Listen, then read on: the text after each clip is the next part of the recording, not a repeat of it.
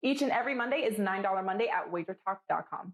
All daily picks packages are priced at only $9, including $40 5% best bets. As an added bonus, all new users will receive $25 in wager bucks credited to their accounts, available for immediate use after their initial $9 Monday purchase. So make sure to take advantage of $9 Mondays at wagertalk.com.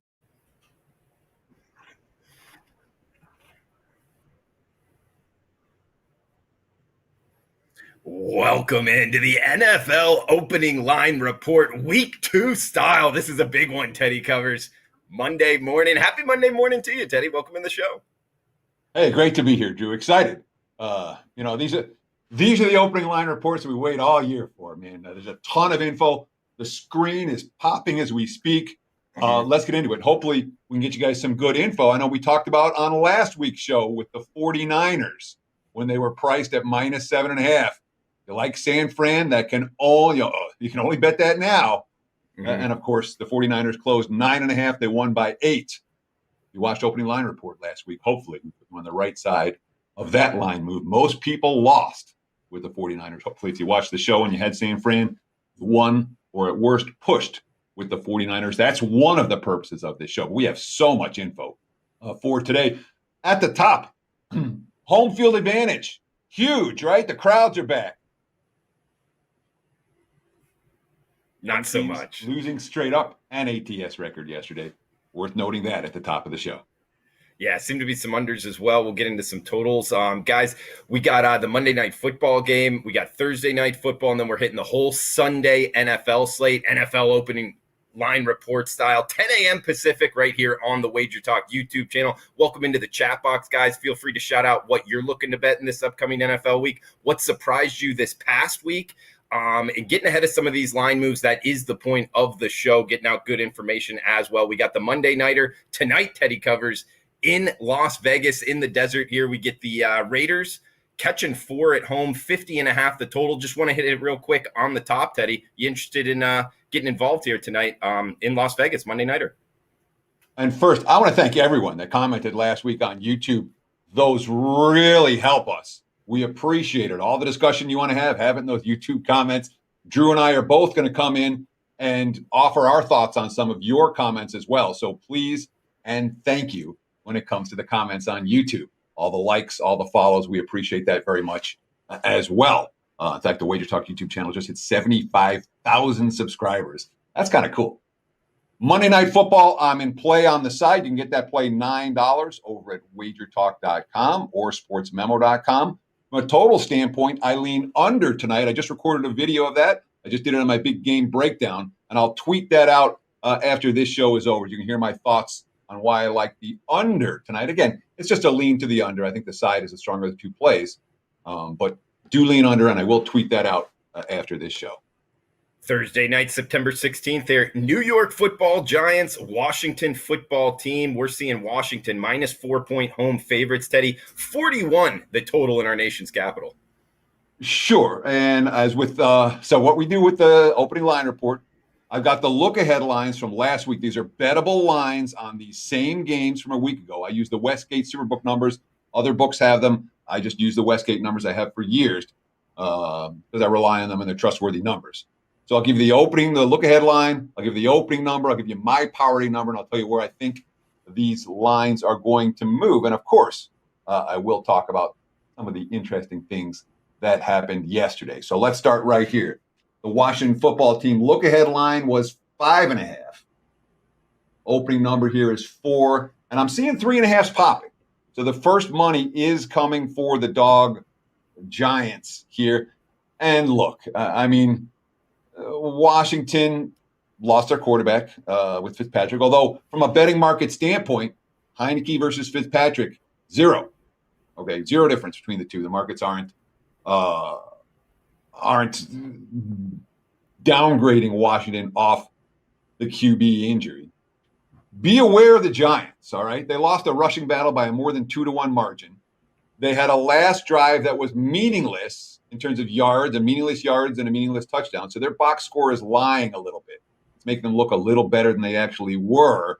And yet Washington, from the opener, the money's come down, concerns about Washington's offensive line, which did not hold up well against the Chargers pass rush yesterday. Sure, Teddy. One thing I took away from Washington, Tyler Heineke coming in, Ryan Fitzpatrick is a kind of a question mark, I guess, going forward. But they kind of have that same profile in terms of the way they play the game. That's why I think Washington maybe at home might be worth a look. But, hey, we'll see what happens there. Well, I mean, Washington, again, they started last year 2-7. Okay, this is not a team that has been real good in the favorites role. They're not. They seem to react best when they get punched in the face early. Yeah. They always falling behind last year and then rallying back. They're not a team that I love to lay a price with. Although it is worth noting, Saquon Barkley and the Giants' big running game. Well, his longest rush yesterday, 5 yards. Yeah, watch out for that, New York Giants backers. But anyway, Teddy, we got to head to the Sunday slate here. Starting off, guys, top of the card, we're going down in rotation order, 269, 270 here. New Orleans Saints, Carolina Panthers. We're seeing the Saints -3, -3.5 does exist out there in the marketplace, Teddy. 46 being the total. Carolina as the home team, Teddy. Yeah, if you like New Orleans and you can find a 3 now, I would do that sooner rather than later. This line is clearly on the way up to 3.5. And again, this was a pick'em on the look-ahead line. My powering number only has the Saints -1 in this ballgame. For as exciting and dominant as the Saints win was yesterday, have to tap the brakes on that. Green Bay didn't show up. Of course, the Saints won the rushing battle 4-1 in that game. They were 4 touchdowns and 4 tries in the red zone. They didn't punt in the first half. Lots of good things to like about New Orleans, but in watching that game, in my mind, a lot of that was Green Bay and their no-show. And the Saints do have depth concern issues, all right? The center, Eric McCoy, left with a leg injury. Marshawn Latimer already dealing with thumb and knee injuries. This is not a team that can handle any kind of injuries. Saints' frontline starters are great. From a depth perspective, they're not. As for Carolina, Lance and I cashed a big ticket winner with the Panthers yesterday, and it was a sweat after they dominated early.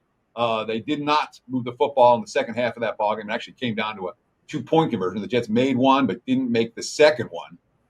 I was impressed with Joe Brady's play calling, and that was a good-looking defense for extended stretches of the game yesterday. Be interesting to see if the markets are viewing the Saints that was the Saints being really good. Might have been the Packers being really bad. Significant line adjustment from the look ahead to what we're seeing today. And again, this line only going up. It's not coming back down.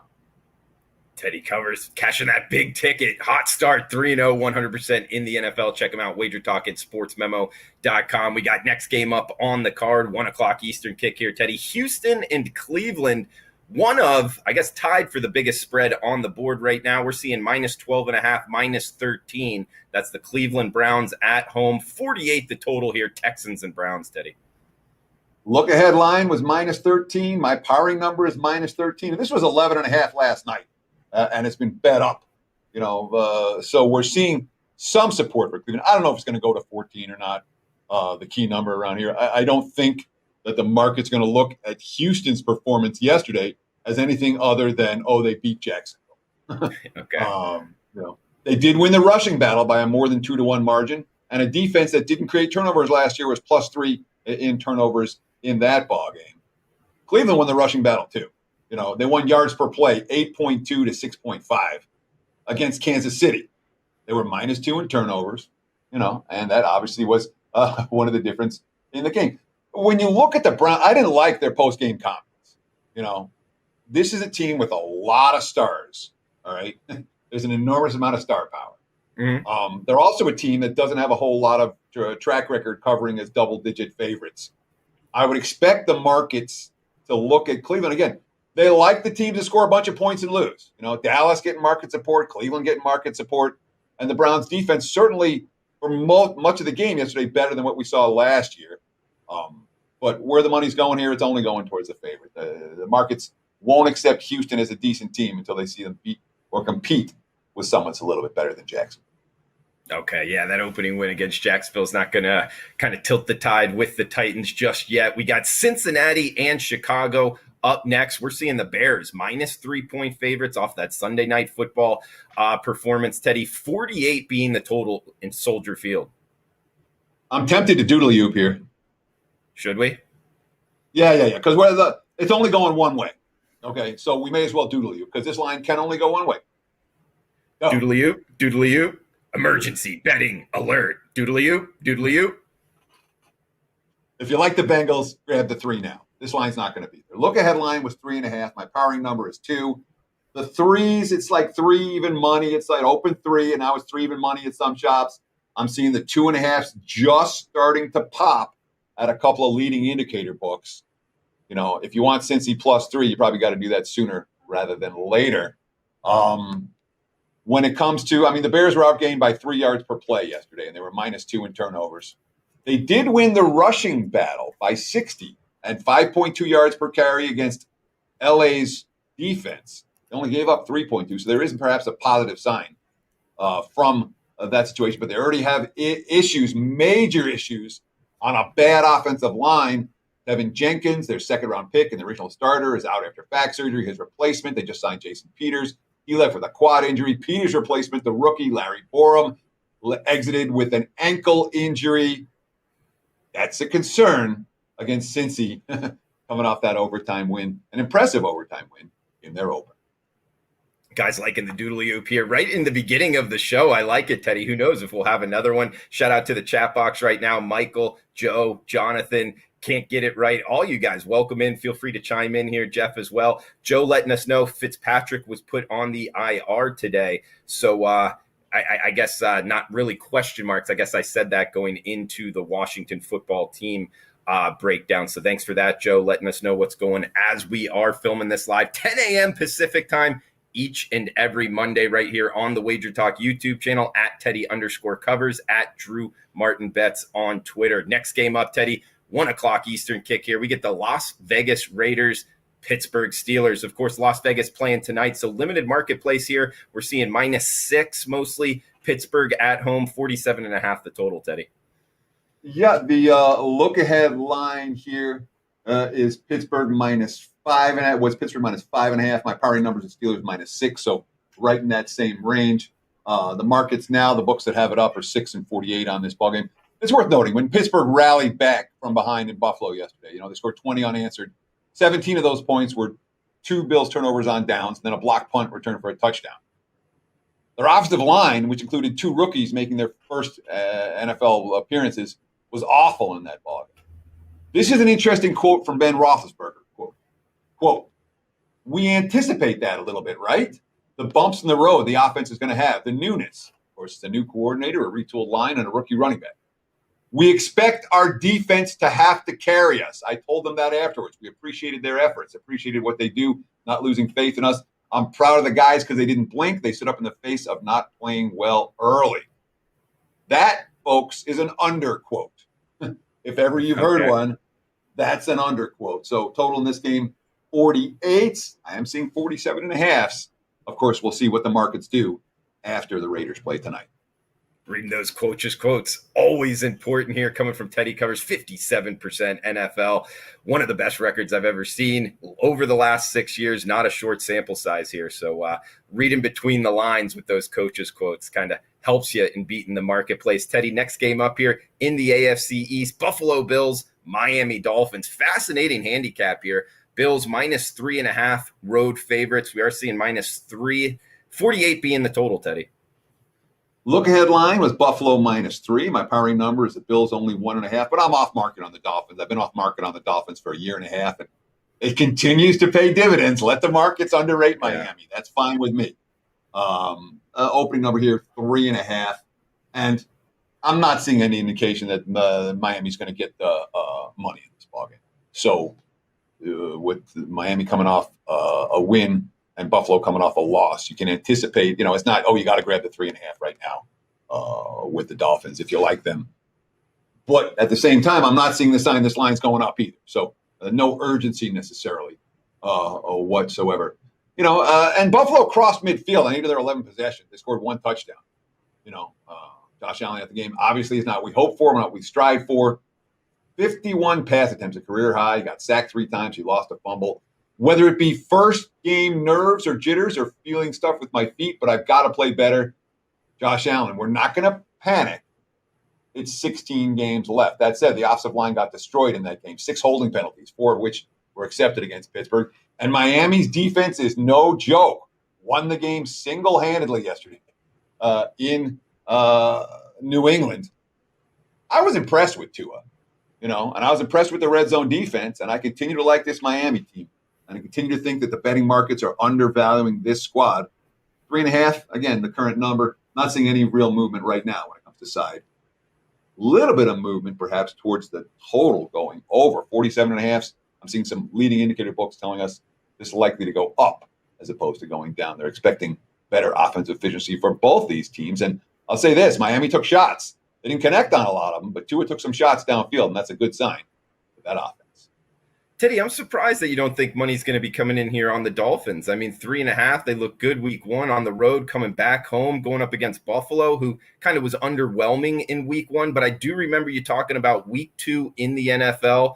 After week 2, we find a lot of 1-1 ATS, meaning the teams that won tend to lose against the spread. Is that a big part of this handicap of where you think the money's coming in?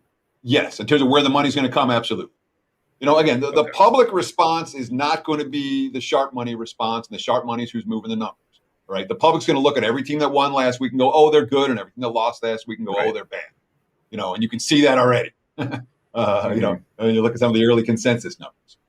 The wise guys tend to take a different approach, and in particular, when there is a good team like Buffalo off a bad opener, they look for those type of teams to bounce back strong. And Buffalo, for as much as they struggled yesterday, they're still a pretty good team. And the Steelers, now let's give the Steelers defense credit for shutting Buffalo down. Of course, it's another good defense they'll face this week.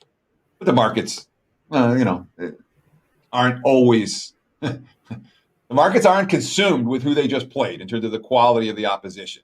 And sometimes you can find advantages for that. Wisdom from the wise one. Teddy covers as we head down the list here. 1:00 Eastern. LA Rams, Indianapolis Colts here, Teddy. We're seeing the Rams minus 4-point road favorites, 47.5 being the total.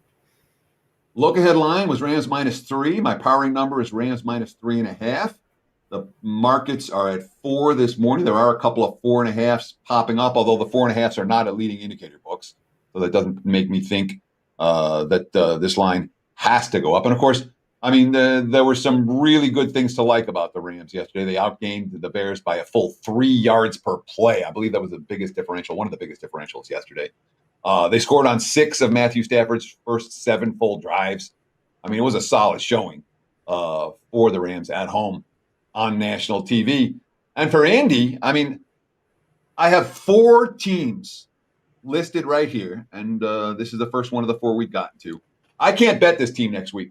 You don't want to overreact to week 1. You don't want to underreact to week 1 either. All right. Indy was bad. All right. This is a team that, when you talk about where the playmakers for the Colts, where are the playmakers on the outside? The NFL has become a league of playmakers. All right. Who can get the quick strike touchdowns? He doesn't have those playmakers. Carson Wentz is a leader. All right. He didn't play in the preseason. The team didn't buy into him. He lost in Philly. He lost on opening day yesterday. They've got injury problems in the secondary. Xavier Rhodes is out. Eric Fisher got hurt on the offensive line. His backup got abused. This is not a team that can afford injuries. I've got all kinds of red flags about the Colts right now. And the Rams might be the public side here. They're the only side I can look. Again, this number, it could go up, but I'm not seeing the indicators that it's likely to skyrocket. Although, we'll see what type of how the markets react to Indy. Like I said, my powering number was only 3.5 in the game, and the market's already at 4. I got the Colts. I dropped the Colts significantly. One of 4 teams that had giant red flags in their opening. Couple more early kicks here, guys. Next one up, San Francisco 49ers, Philadelphia Eagles. We're seeing 50 the total in Philadelphia, Teddy. -3 in the hook. That's the 49ers as the road favorite. Yeah, look ahead line here with San Fran -3.5. My powering number is only San Fran -2. And this line was 3 last night. Now it's pretty much, look at the Wager Talk live odd screen. It's 3.5 everywhere. There are 4s popping.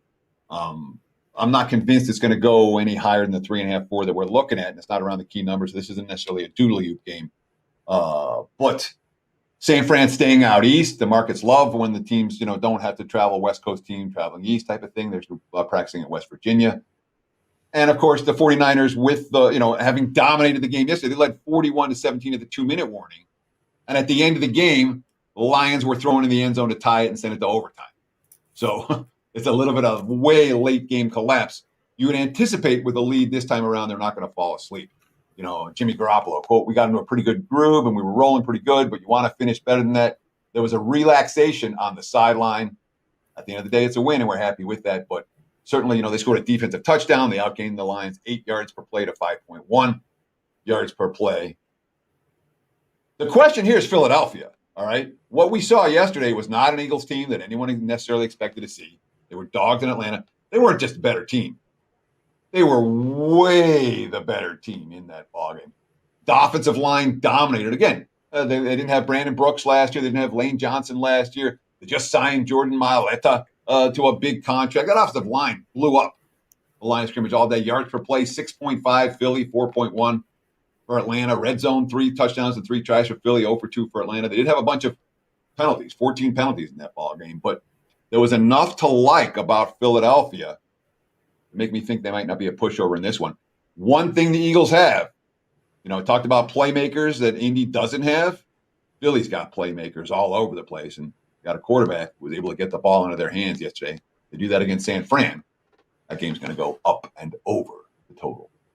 Yeah, Teddy, Philadelphia did look good yesterday. One thing I took away there, Teddy, you said the market really likes when teams stay east. In San Francisco, staying in West Virginia, I believe you said, like where they're practicing and stuff. But one thing I wanted to ask you is that something you look to bet on?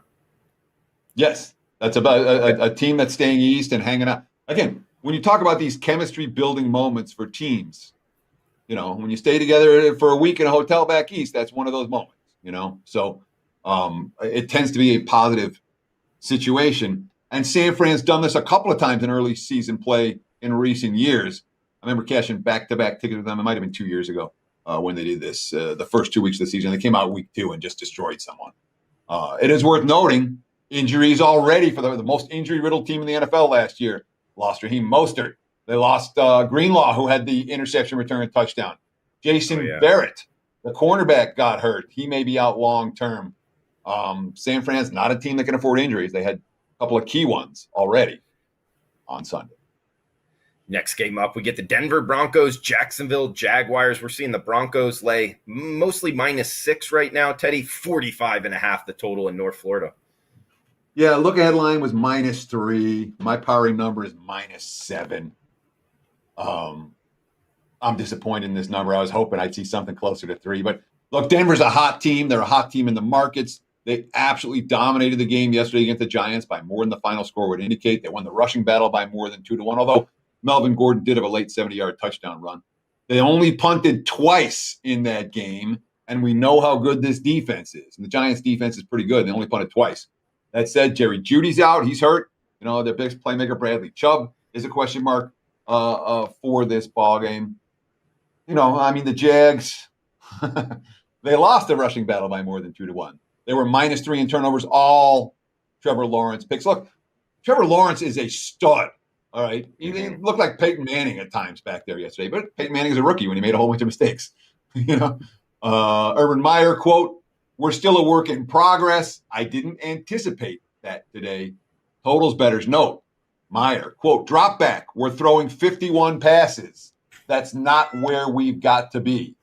Trevor Lawrence, quote, "Losing is always hard, especially when you feel like you were prepared and had a great week." So they felt good going to that game and they stunk. All right. Quote, "I really think we were ready and obviously didn't play well. It starts with me. I didn't play well for sure. I played really bad." Might be a bounce back spot for this passing game. Has the potential to be really explosive for Jacksonville. The defense is going to be awful. All right. But the Jags might well be an over team.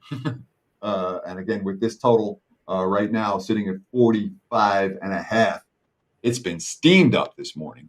Opened 43/44. I like it. Jags is an over team. I can see that, Teddy.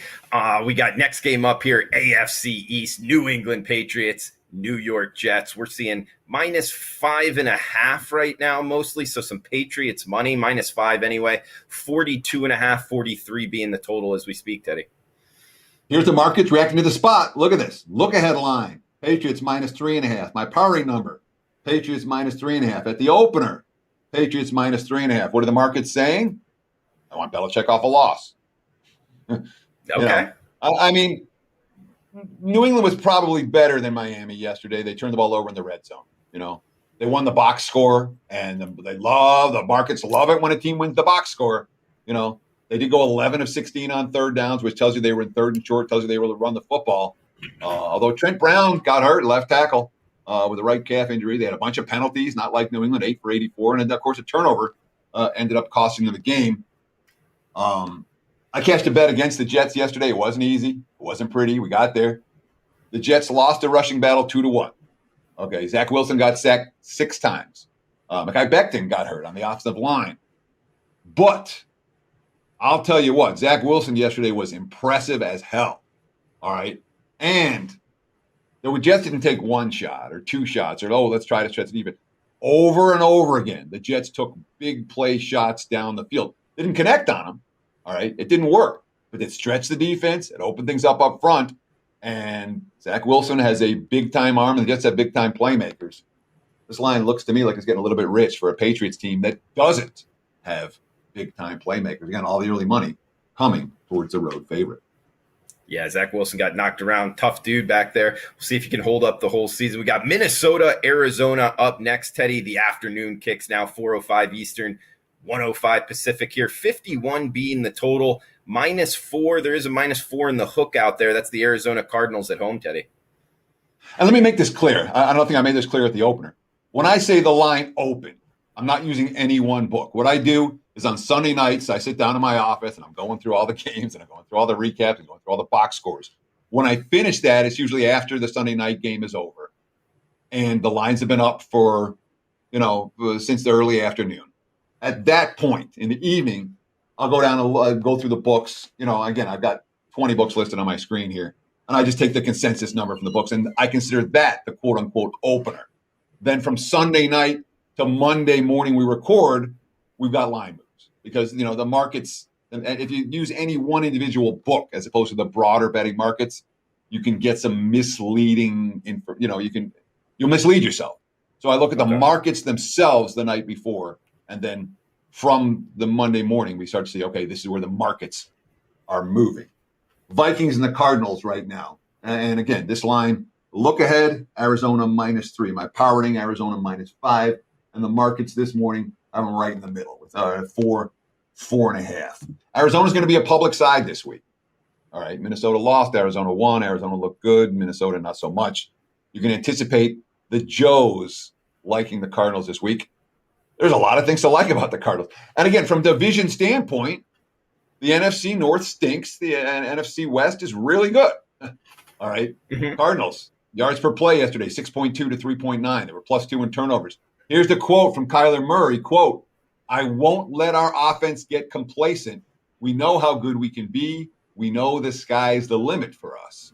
Minnesota is supposed to be a running team. Dalvin Cook did nothing. All right, they were outrushed by a 2-1 margin. They were all pass. They had 12 penalties for 116 yards. It's supposed to be a well-coached, disciplined team. Not yesterday. Kirk Cousins, uncomfortable the whole game. The offensive line got beat up, responsible for 70 of the team's 116 total penalty yards. The interior got pushed around. Zimmer, quote, "We shot ourselves in the foot way too many times. Through the third quarter, we had 10 penalties with 10 accepted. There were too many mistakes. It was disappointing." Sounds a lot like Zimmer's quotes from last year. We could see some wise guy support for Minnesota. This is supposed to be the Vikings bounce back week. I don't see this line going through the roof. This could be a sharp square divide game, and Minnesota defensively is supposed to be better than what we just saw. All that being said, good team from a good division versus mediocre team from a bad division. I'm definitely in early season NFL thinking about how good these divisions are. Some of them a lot better than others. And I want to be in general, this isn't for any specific, but in general, I want the good, the teams from the good divisions over the teams from the bad divisions, especially once we start seeing, some of these division foes play each other. It's going to create some misleading records here in September and October. And I think there will be opportunities to take advantage of some of these divisional matchups between Team A and Team B that don't look that different on paper, but are playing in a different world when it comes to division competition. Yeah, Teddy, this line to me, the Arizona Cardinals -4, just looks a little light to me, coming off of how good they looked in week one. But like you're talking about, could be a sharp square divide. Teddy, we get Atlanta and Tampa Bay next game up, and this is the largest spread on the board. It's close to the other one we talked about earlier in the show, but we got -12.5, seeing -13. Penny showing a -13.5. That's the Tampa Bay Bucks at home, Raymond James Stadium, 52.5 being the total, Teddy? That's a teaser protection line from Penny. It's not a concern. It's not a lead. In this instance, it's not a leading indicator. It's making sure you don't get the 7-point teasers or the 6-point teasers and take it down under a touchdown. And there are a handful of books that do have to deal with quote unquote teaser protection lines. They'll move the line and the juice to match accordingly, so they don't get burned on the 6-point and 6.5-point teasers. That's good info, Teddy, because I don't think a lot of people realize that. Does that happen a lot here with the 13-14? Because I really only think about teaser protections down. Okay. No, good info. I'm assuming that's a teaser protection line because they're off market on this in a way that nobody else is. Right. So I could be wrong, but when I see a line like that stands out as being off market, that's a pickup. That is an obvious. Okay, you tease the 13.5 down to only 7.5. You know. Yeah. So that it stands out to me, and I'm not. I can't guarantee that's why the line is there, but that's my. Right. I think that's why the line is there. I'm not viewing this one as a leading indicator because the other leading indicator books are actually shorter on this line. Look ahead was 10.5. My priority number is 16.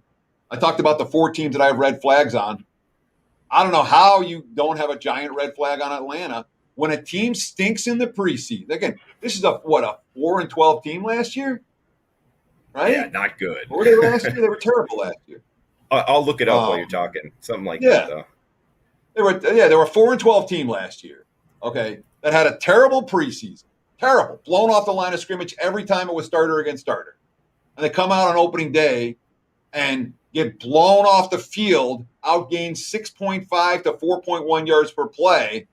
You know, I read the same quote from Arthur Smith twice in the preseason. Quote, I did a really poor job getting us ready to go. That game is not going to define us. It's a long season, but I certainly didn't do a good enough job getting us ready to go today. Atlanta's got to show me. No part of the Falcons. Again, my priority number is 16. I'm not convinced the number goes up. You know, Tampa didn't cover last week. Defensive questions. And do we want to lay doubles with the Bucs? I'm not convinced. In the NFL, it's hard to lay doubles with anyone. But Atlanta, one of the 4 Indy, now Atlanta are the 2 that we've gotten to already. There's 2 more red flag teams still to come. And Teddy, seeing 4-12 last season, they were 1-5 in division, ended the season 0-5. So Teddy, it's like college football where some of these teams, at the bottom realm, it's one way or pass. There's no way right now you're looking to bet the Falcons. Off of the week one, off what I saw, and again, I'm sitting in my office. I'm not screwing around on Sundays all weekend. I mean, I watched football from 8 a.m. on Saturday morning till after 11 at night. And that's 3 TVs the whole way with 2 games on each TV. So I'm watching 6 games at a time and did the same thing yesterday. I watched pretty close. There were 3 or 4. There were 3 games I didn't see most of because there were 9 games on early. But I watched a lot of football yesterday. And I'm telling you the teams that – and a lot of it is red flags from the preseason that carried over to week 1. Indy, red flags from the preseason carried over to week 1. Atlanta, red flags from the preseason carried over to week 1. Now it's not red flags. Now it's this team sucks until proven otherwise, and the markets won't go there. The markets are like, no, there's just a little. Let's see, I'm seeing a 4-12 team that's looked inept. One way only with the Falcons. We got Tennessee, Seattle up next, 54 being the total here, Teddy. Seahawks -5.5. There are -6 out there in the Pacific Northwest. Yeah, and of course, by the way, you're looking for that whole West Coast teams traveling east for the early start game. Can't bet on them. Seahawks are now 12-1 straight up last 13 tries in early Sunday time slot. So they're one team that you probably don't want to use that analogy for. Pete Carroll's figured it out. Russell Wilson's figured it out. Russell Wilson had more touchdown passes in the first half than he completes. He's never missed a start in his NFL career. No, he's never missed a start here. No, I didn't. I didn't realize that at all. But the former baseball player, I mean, he's a heck of a quarterback, no doubt about it. He was incredible yesterday. He was absolutely incredible. 7.2 yards per play to 4.7. Seattle dominated that ballgame. Like I said, the look-ahead line was 3.5. My powering number is 4.5. The market's already at 5.5 at 6. And maybe I haven't, I had a hard time with Tennessee, my powering number for Tennessee, because Tennessee was a team that had some issues in the preseason, and they had a really awful game yesterday. I didn't chunk them down in the power ratings. I dropped them, but I didn't chunk them down, and the markets are chunking them down here. Maybe we should. Again, outgained by 2.3 yards per play. They were -2 in turnovers. Kicker problems again for the Titans. It seemed like it's an ongoing issue for them. Taylor Lewin, the left tackle, gave up 5 sacks to Chandler Jones, and then wrote on Twitter that he let everyone down, and he thanked Jones for exposing him. And he said, it will only force me to get better. One thing that this Titans team cannot afford is offensive line issues. Their offensive line got destroyed in yesterday's game. Seattle likely to take money, but again, at 6, at 5.5, 6, I'm not seeing urgency here. You get to the window with the Seahawks. Teddy, last afternoon start here. Dallas Cowboys, LA Chargers. We're seeing the Chargers -3-point home favorites, 55 the total in SoFi. Look-ahead line was 3. My powering number is 3. The market's open 3. They looked like they were going to go to 2.5 earlier today, but now it's back up to 3 everywhere. So whatever initial support there was for Dallas in the markets. And again, Dallas likely to be a little bit of a public team this week. The Cowboys, quote-unquote, look good on national TV against the Chargers. Now they're, an 0-1 team that's facing a 1-0 team, and the market's like the 0-1 teams facing the 1-0 teams in general. So I wouldn't be surprised if we see some Cowboys support. 6 red zone trips, only 20 points for the Chargers in the opener. But, boy, they dominated that game by more than the final score. They did lose the right tackle, Brian Bulaga, to injury in that ballgame. Injury problems last year, injury problems in training camp. They can't do anything without him. And Chargers team, again, they might not have won the game if Antonio Gibson doesn't fumble inside the 5-yard line in a game that they dominated, which, is always something of a concern. Dallas, obviously the offense played great. The defense, not so much on Thursday night. And the public seems to love the offensive teams. The savvy bettors sometimes love the defensive teams. That's why we're seeing the Chargers getting some support after the initial money came on Dallas. Again, this line's sitting at 3. I'm not convinced that we might see some Cowboys support. If you like Dallas, it's not going higher, so it's not going to hurt you to bet the +3 right now on Dallas. It could come down. Like I said, we saw signs of that earlier this morning, although there was some real buyback. We got 2 games left, the Sunday Nighter and the Monday Nighter. Guys, check out Teddy Covers Wager Talk and sportsmemo.com. His experts page, he's hot start here. 3-0 in the NFL, 100%, 8-3, 73% in college. So he's seeing it well on both gridirons. 5% big ticket plays, 9-2-1, 82% since May. College football, 26-13, 67% run dating back to last season. In all sports here, so including baseball, 20-10, 67% last 30 plays, 60% since August 4th. So going back a pretty good while here, guys. He is seeing it well. He's got free plays up in baseball for tonight. So go read it at his page, experts page, Teddy Covers on Wager Talk and sportsmemo.com. We got Sunday Nighter and Monday Nighter to finish it off here. NFL opening line report style. Kansas City and Baltimore. Next game up here, Teddy. We got the Chiefs -3-point road favorites. I am seeing a 2.5 out there. 55.5 being the total in Baltimore. Yeah, look ahead line was KC 2.5. My powering number going into the game with Baltimore tonight is only 1. Although I haven't adjusted the Ravens off the injuries that they suffered in practice last week. I wanted to see them play before I adjust them. I will adjust, obviously, after tonight's game. I'm not likely to adjust up necessarily, even if they win, given the injuries they suffered. The injuries at cornerback are a big concern for Baltimore. But, I mean, who wants to lay points with the Chiefs right now? All right, Kansas City, they lost a rushing battle 2-1. They lost the yards per play, 8.2 yards per play the defense allowed to 6.5. They would +2 turnovers. That's why they won the game. But here's the key with the Chiefs. They're 10-2 straight up their last 12 games overall. 2-10 against the spread in those last 12 games. 9 of their last 10 wins have been by less than a touchdown. All right. Patrick Mahomes has never played a game at the NFL level that he hasn't had a lead at any point. He's led in every single NFL game that he's played at some point, which is incredible. Wow. Yeah. Really. But this is a team that has shown us very clearly they do enough to win the game. They're a hard team to lay a price with. And obviously, it's a situation here where the Ravens like to remember the struggles they've had against the Chiefs in the postseason the last couple of years. Very meaningful game for Baltimore.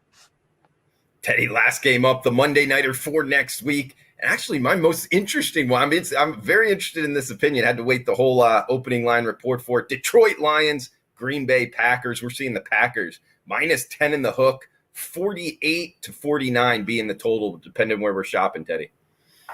So look-ahead line here was Green Bay minus 11. My powering number is the Packers minus 9.5. The market's obviously today sitting, as you mentioned, in that 10.5 range with the total, a little bit of action on the over in this one early.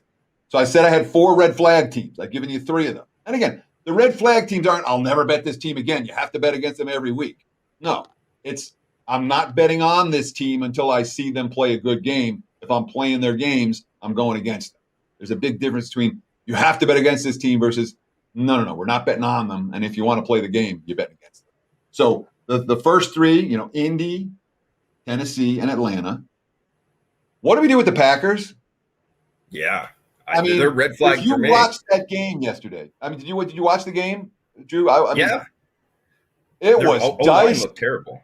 Yeah. It was dicey. I mean, worse than the O-line looking terrible. All right. They quit when they were down 14-3. They did not give up. I mean, both sides of the football quit in week 1. That's a giant red flag. All right. When you think about it, again, it all comes, it's not just, week 1, we saw that. It's week 1 with the off season that the Packers had, with the issues of Aaron Rodgers. Is he going to come back? Oh, you won't trade me? Okay. This is what you get then. Yeah. You think there's something there? Conspiracy theory? It's a red flag, man. That was a red flag performance. They lost a rushing battle 4-1. They allowed 4 touchdowns and 4 red zone tries. The defense had 0 sacks. Now, the post-game quotes, interesting. Aaron Rodgers, quote, "This is a good kick in the you-know-where. We felt like we were going to go up and down the field on whoever they have. That obviously wasn't the case." Aaron Jones, the running back, quote, "Every team has a game like this." He had 9 yards on 5 carries. It's better to get it out now. Again, they were outrushed 4-1. And you talked about, they had 2 rookie starters in the offensive line. And the left guard's filling in for the all-pro left tackle, David Bakhtiari, who's out for at least 6 weeks. I cannot lay a price with Green Bay right now. Can't do it. Not this price. And, of course, the Lions, look, they were awful. They got outguarded by 2.9 yards per play. They trailed by, 4 scores with 2 minutes left. And then after the game, the Jared Goff, quote, "The end of the game showed us what kind of guys we have on this team. I learned a lot about them, and I hope they learned a lot about me." But, of course, Detroit, multiple defensive starters injured on day 1. They lost Kuda again. They're the number 3 overall pick last year. Looks like he's out for the year, out with his Achilles. Kevin Strong got hurt on the defensive line. Those are concerns for Detroit. And, of course, if there's an opponent that Green Bay is supposed to bounce back against, it's this opponent. I got to see it from the Packers. I'm not going to lay it. I can tell you right now, I'm not going to be in action on next Monday Night Football. Not on the side, anyway. Hard one Teddy. For me. I mean, hearing you talk about Green Bay, quitting, I agree with you. And the Detroit Lions, it's almost like the opposite end of the spectrum. They had as many reasons to quit as well. And they were the team that just didn't quit, Jared Goff throwing it all around. And that team came to play and came all the way back, within a 1-score game by the end of it. And they were getting knocked around in the first half, Teddy. So it's kind of opposite ends of the spectrum going at it. I like the dog here, plus 10.5. It's likely going to be on my card. Sure. Of course, I mean, let's not forget, the Lions' comeback was aided by an onside kick recovery and 2 two-point conversions. And again, they're down by 24 at the 2-minute warning and scored 2 late touchdowns and 2 two-point conversions. And then the 49ers, after getting the first down to win, the guy didn't get down fast enough and he fumbled. And that's why Detroit had to take shots at the end zone. With San Fran screwing up, not the Lions playing well. Lions aren't going to play well. They're a very bad football. Fair enough. And guys out there, over 400 people watching live, please smash that like button. Teddy, do we have time for a couple quick questions? You tell me, man. You're the one that's hosting the next show, not me. Well, I think Tony Finn's on, so we got a little bit of a cushion room in terms of start time. But over 400 people watching, we really appreciate it, guys. Please chime in. Feel free to throw out any questions here in the chat box. We'll fire them away real quick.